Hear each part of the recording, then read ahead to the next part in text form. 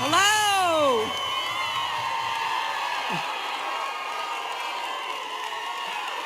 Thank you.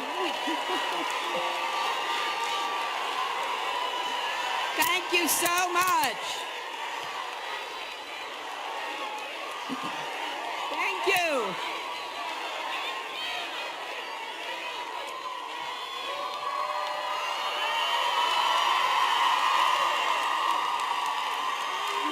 Thank you so very much. Wow.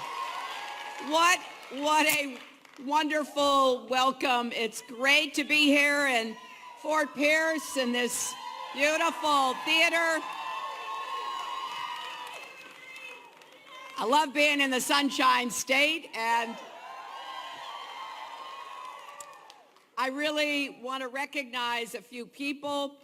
U.S. Congresswoman Lois Frankel is here, as you saw. Randy Perkins, a candidate for Congress. Kim Johnson, chair of the St. Lucie County Commission. Larry Lee Jr., state representative. Everyone, all the elected officials, all of the students and young people, it is wonderful to be with you. And I want to thank Eileen for her introduction. We know how hard nurses like Eileen work.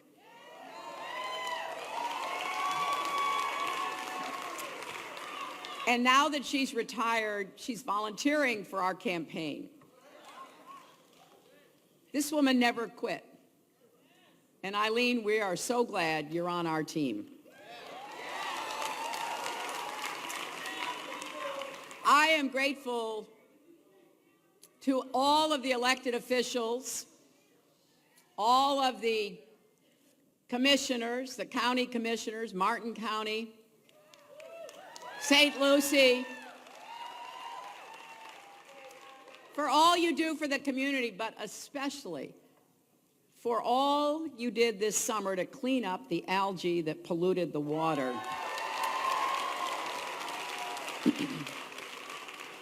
That threatened wildlife and made life hard for local residents and businesses. This is a serious, complicated problem, isn't it? Yes. For the entire Treasure Coast. Yes. And it is a reminder, if we needed it, how important good leadership is. So, I thank all the leaders for their commitment. Now, there are 39 days between now and November 8th.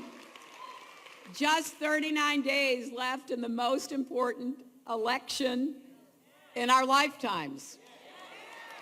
We have to make every single day count. We have to get more people registered to vote, get more people committed to turn out to vote. We have to drive home the stakes in this election: stronger families, safer communities, an economy that works for everyone, not just those at the top.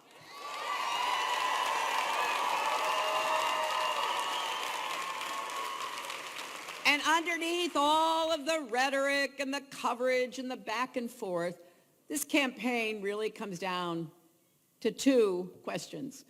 What kind of future do we want for ourselves, our kids, and our grandkids? And how do we make it a reality? Now, as I said the other night, how many of you saw the debate?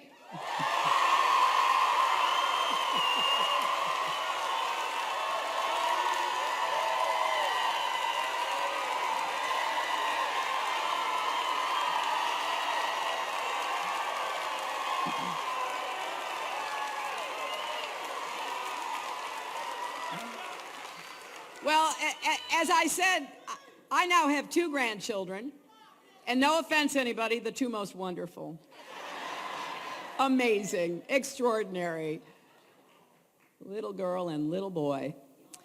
And so I think a lot about the future.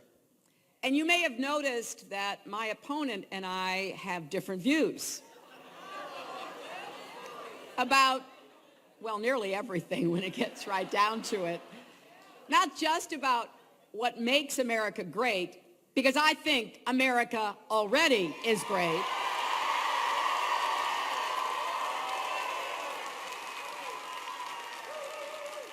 But about what we should do to make it even greater. And about that basic question of how progress happens at all. My opponent believes in what I call a strong man approach. He stood on that stage at his convention and described a hopeless, broken nation. I'm sorry, I'm looking at you. I don't see that.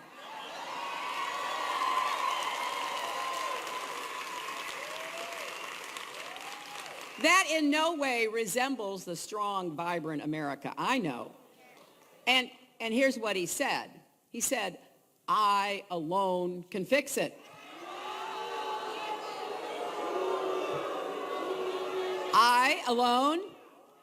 Well, we've learned that that's his way. One person getting supreme power and exercising it ruthlessly. That's why he admires dictators like Vladimir Putin so much. But that is not how change happens in America.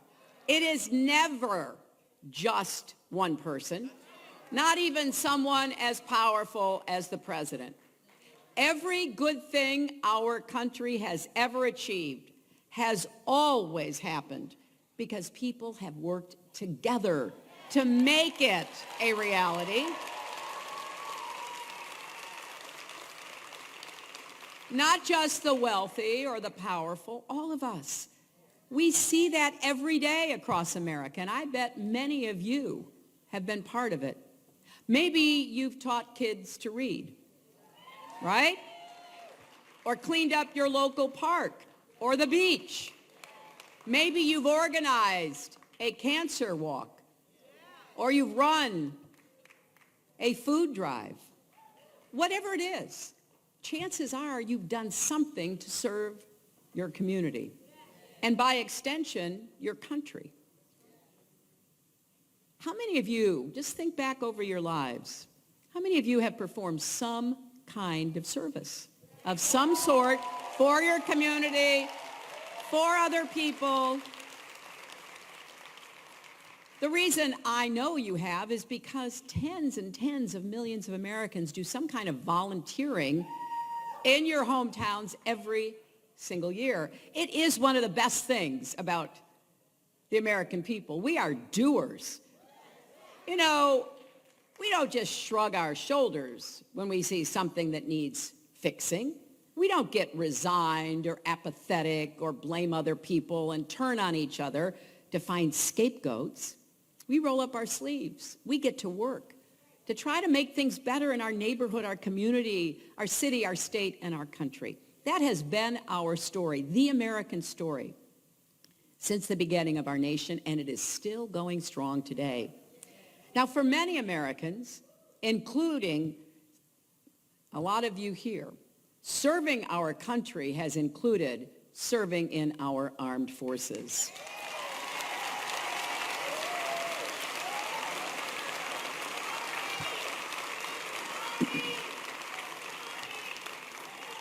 People are starting to call out their services. There is no greater service or sacrifice, and we are grateful to our men and women in uniform, to their families and our veterans every single day.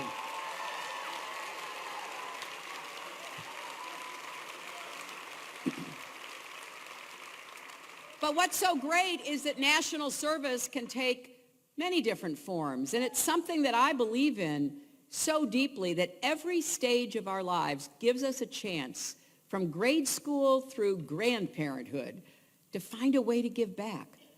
We've got folks here today from AmeriCorps.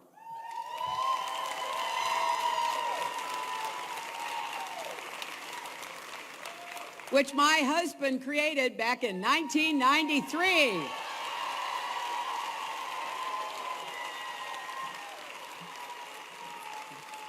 And I'll tell you, to this day, it is one of his proudest achievements, because every day, AmeriCorps members are out there. They're building houses, responding to natural disasters, helping people with disabilities find jobs, find safe places to live.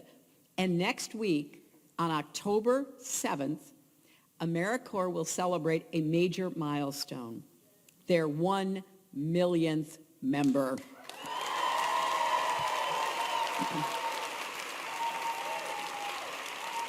I'll tell you, Bill is really excited about this, and so am I. And by the way, AmeriCorps has one of the best swearing-in pledges I've ever heard. Here's how it starts. I will get things done for America. Isn't that great? I think we should make that a national slogan. Now, we also have folks here today from City Year, which is part of AmeriCorps. And every day, they're working with students who are at risk of dropping out of school. They're tutoring and mentoring and running after-school clubs, all to help young people really discover how capable they are and to be empowered and to stay in school. I'm really grateful to them. We also have people here today from the Peace Corps, which represents the best of America to the world.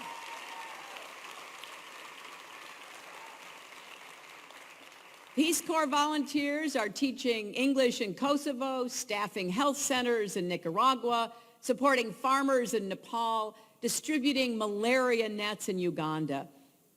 Both as First Lady and as Secretary of State, I got to see the results of their work firsthand. They are making the world a healthier, more prosperous, and more peaceful place.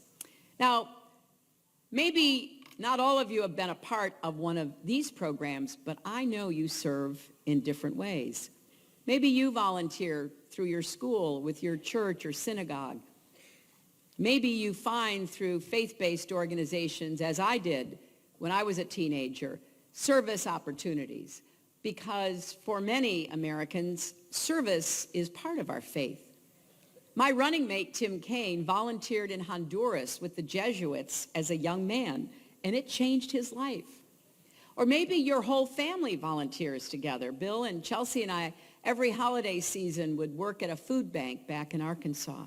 However you serve, it feels good, doesn't it? To be part of something bigger than ourselves.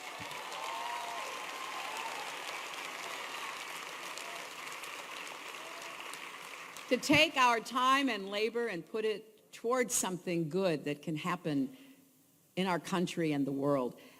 And you know something very interesting? Service makes us happier. It makes us healthier. And there are studies proving that. It's not just how we feel. They've actually followed people. It can also help us find our next job or our true calling in life. It's a smart way to use our greatest asset, our people. And service does something important for us as a society. Too often, we Americans can become separated from each other. And I think a lot of people are feeling this way during this election.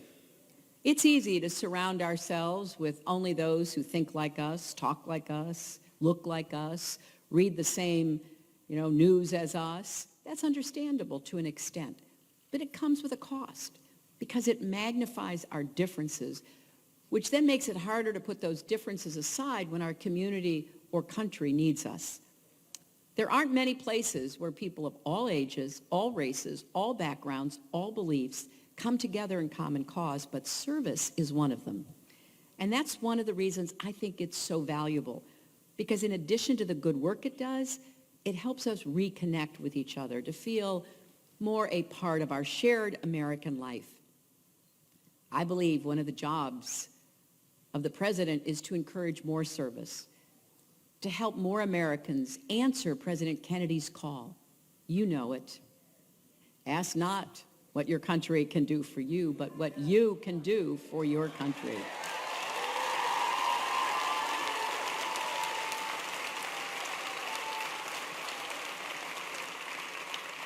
But sometimes it's hard to figure out, how do you make a difference, especially with everything else going on in our lives? And too often volunteering becomes something only people with lots of time and financial security can do. But that's not how it should be. Everyone should be able to contribute. So what if we as a country made it easier for everybody to do that, for everybody to give back? What if we created more service opportunities for Americans of all ages, invested in programs that work, and encouraged entrepreneurs to add a social component to their businesses? What if we strengthened the culture of service in America?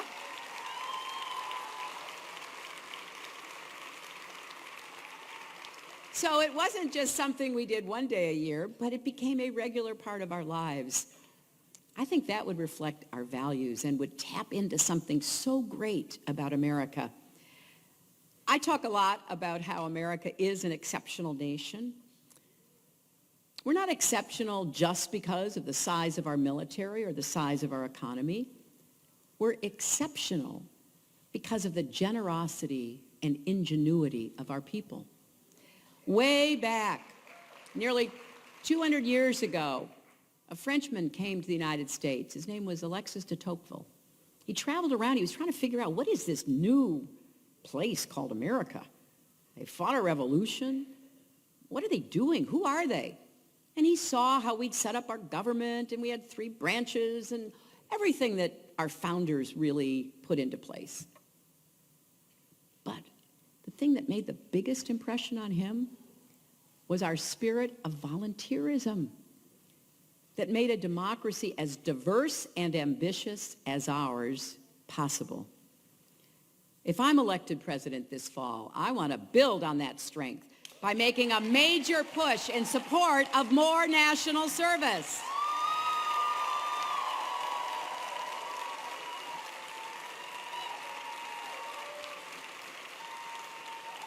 So here's what I plan to do. First, let's triple AmeriCorps. That was the goal of my friend and the great Senator Ted Kennedy. It was laid out in a law named in his honor, the Edward M. Kennedy Service America Act. It's finally time we get it done. Every year, there are hundreds of thousands of more applications for AmeriCorps than there are spots in the program.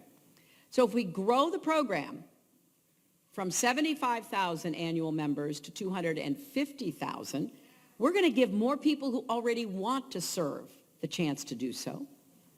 And then I want to double the college scholarships that AmeriCorps members earn through their service.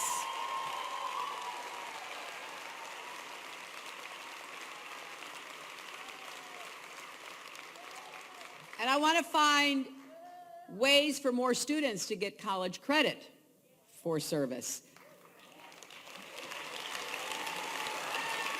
Because I know too many talented, committed young people pass up on serving with AmeriCorps because with their student loans, they can't afford it. So let's lighten that burden. If you do national service, we will begin a program to forgive your loans because you are giving back to your country.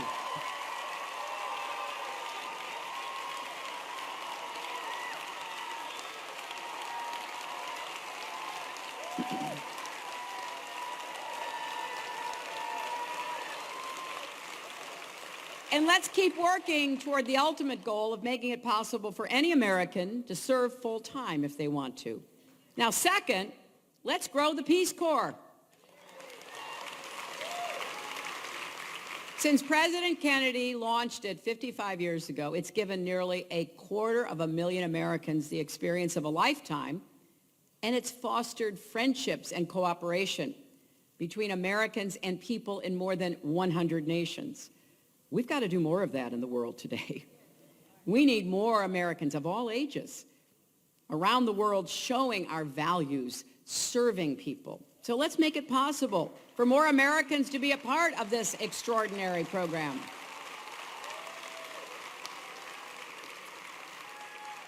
Third, let's expand service opportunities for people of all ages, right?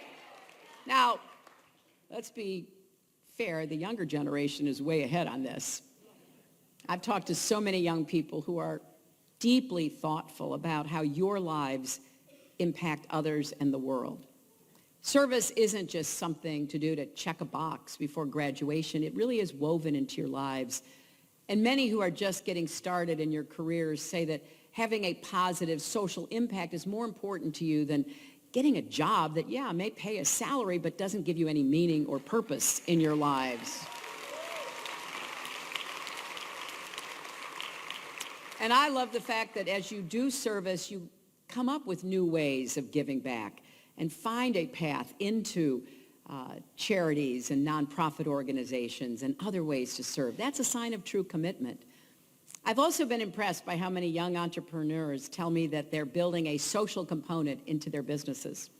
Whether it is dedicating a portion of their profits to a charity, giving employees time off to volunteer, or adopting a school or community center as a pro bono project for the whole company.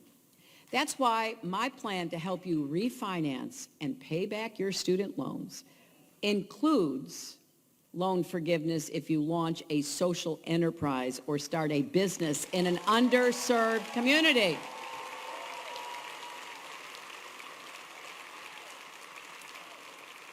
We should make it easier for young innovators to follow their dreams while honoring their values and giving back. Now, I also want to get older Americans more involved. Service isn't something only students and young people do. I know that. So I intend to make sure that 10% of AmeriCorps slots go to Americans over the age of 55.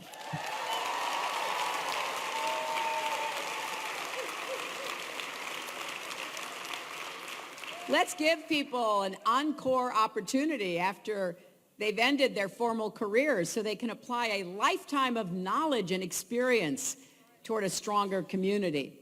And finally, I want to create a new means for people to serve in serious, meaningful ways without a full-time commitment. You know, AmeriCorps is a full-time commitment. The Peace Corps is a full-time commitment. The Armed Forces are a full-time commitment.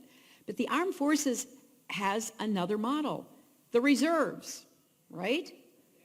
It gives people the chance to make a high-impact contribution while still building careers and pursuing their dreams in other ways. So let's do something like that in the civilian space. Let's call it the National Service Reserve.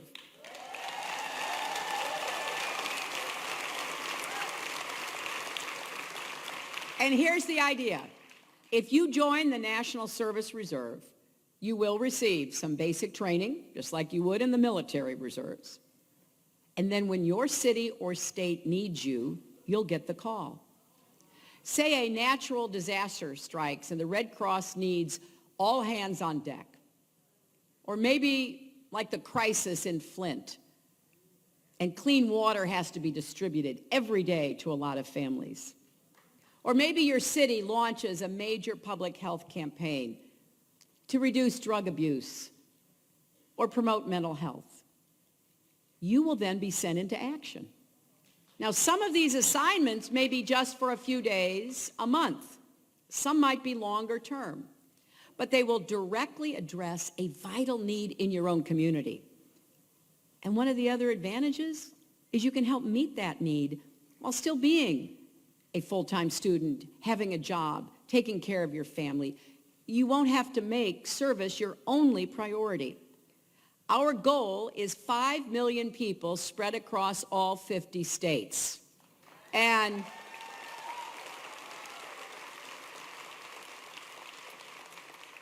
we will have an open door to people of all ages, but we want to put a special focus on people under 30 who've said again and again they want to have a bigger impact in their communities, but they can't leave their jobs, understandably.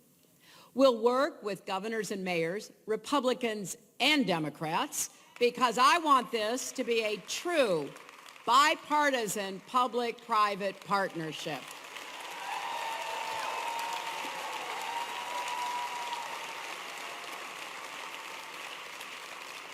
I also want to include businesses, colleges, and universities who have unique resources to offer. And because we want workers and students to know that as they make this contribution, their schools and their employers will have their backs.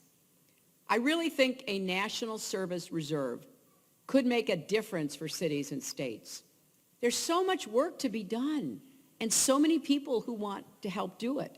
So let's bridge that divide, get people working together in ways that can help communities.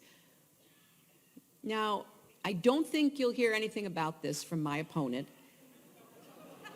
And you know what?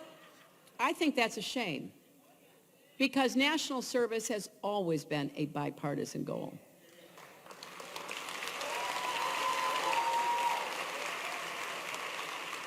Of course, President Kennedy started the Peace Corps, and my husband started AmeriCorps, but President Nixon signed the Domestic Volunteer Service Act. President George H.W. Bush created the White House Office of National Service, and both President George W. Bush and President Obama have been huge champions of service. This should be something that we all can get behind. And when you listen to what's being said in this campaign, it can be discouraging, right? It can seem hard to find any common ground. So that makes it even more important that we come together wherever and whenever we can. Now, I am well aware that candidates don't usually focus on national service in the final stretch of a hotly fought presidential election. Some might say, well, hey, my gosh, you've only got 39 days to go. Why aren't you just out there, beating up on your opponent and doing everything to get the vote out and all the rest of it? Well, I'll do that, but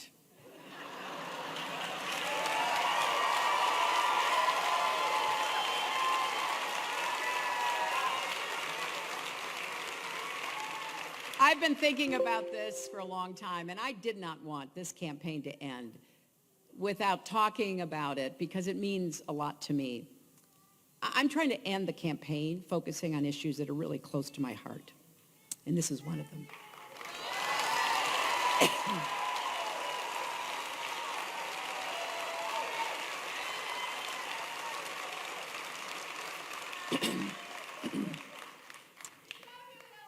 Thank you.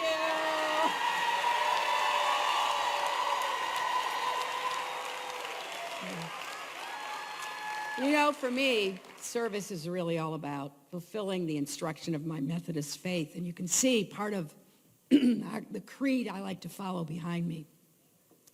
Do all the good you can, in all the ways you can, in all the places you can, at all the times you can, to all the people you can, as long as ever you can.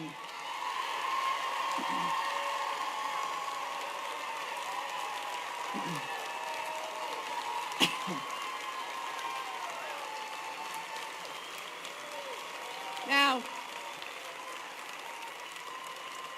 I've carried those words with me ever since I heard them as a little girl, and it's an idea that really got into my head and my heart. But what's kept me going are the people that I've met. In a country founded on liberty and equality, I can't think of a more important notion than every one of us is valuable. We all deserve respect. We all should listen to each other. We all can make our mark on the world.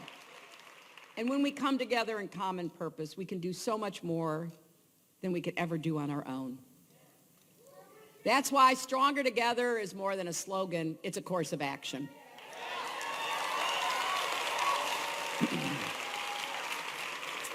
So here's what I want to do.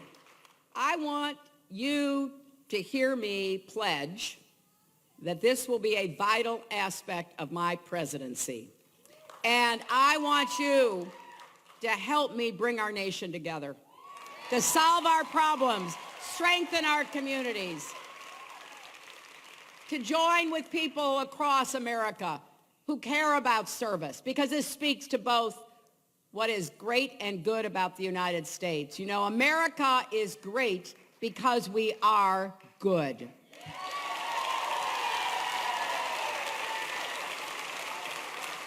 So there are lots of examples. We're going to be putting examples up on my website of people who have served and who are inspirations. But I want everybody here to know that it can be done. We can do more. And we can provide the opportunities to enlist more people. There are so many examples in this community and communities across America. 39 days left. This is the choice. Do we lift each other up or do we tear each other down?